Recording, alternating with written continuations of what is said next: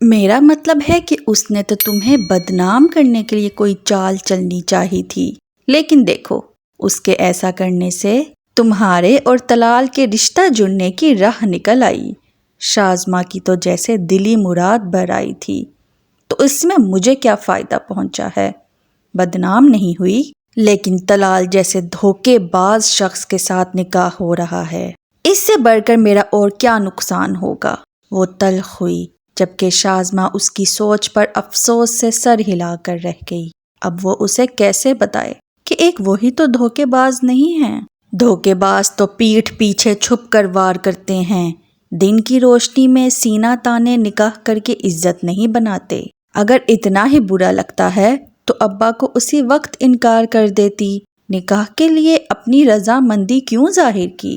آپی، آپ تو ایسے کہہ رہی ہیں کہ جیسے اگر میں انکار کر دیتی تو سب معاملات سلجھ جاتے۔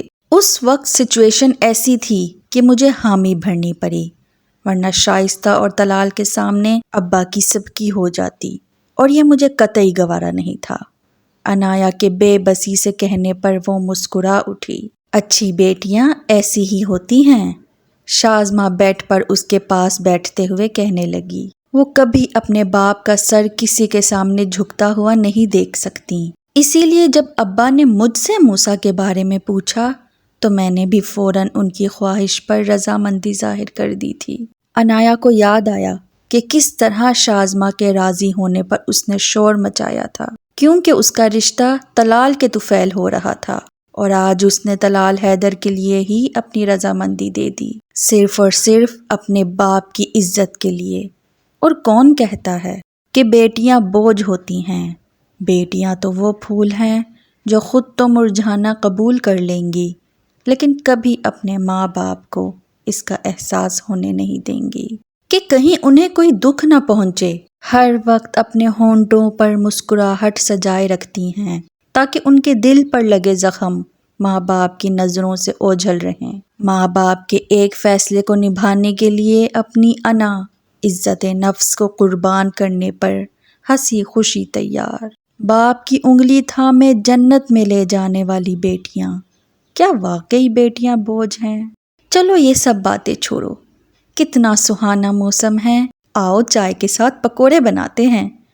کل کو تم بھی طلال کے سنگ رخصت ہو جاؤ گی، پھر اس طرح ایک ساتھ مل بیٹھنے کا موقع کہاں ملے گا؟ جب شوہر صاحب کی اجازت ملے گی پھر ہی یہاں آنا ہوا کرے گا۔ وہ اسے چھیڑنا نہیں بھولی۔ عنایا کے تو مانو سر پر لگی اور تلووں پر جا بجھی۔ مجھے یہاں آنے سے منع کر کے تو دکھائے، ایسا مزہ چکھاؤں گی کہ اگلی مرتبہ انکار کرنے کا سوچنے سے پہلے بھی 1000 مرتبہ سوچے گا۔ کچھ دیر پہلے جو نکاح کے شدید مخالف تھی، وہی عنایا اب طلال کو ہونے والا شوہر مان کر مستقبل میں ہونے والی لڑائیوں کی پلاننگ کرنے لگی۔ ہاں بالکل، اس معاملے میں تو میں تمہارا بھرپور ساتھ دوں گی، بلکہ اگر تم اپنی جنگ میں کامیاب ہوئی تو مجھے بھی ٹپس دیا کرنا۔ شازمہ نے بمشکل اپنی ہنسی کو کنٹرول کرتے ہوئے مکمل سنجیدگی سے اس کی حوصلہ افزائی کی۔ اچھا ایک بات تو بتاؤ کہ شادی کے بعد تم اسے کس طرح مخاطب کرو گی؟ سنیے یا اے جی؟ ہاں، میں کیوں اے جی او جی کہنے لگی، میں تو سیدھا اس کا نام لوں گی۔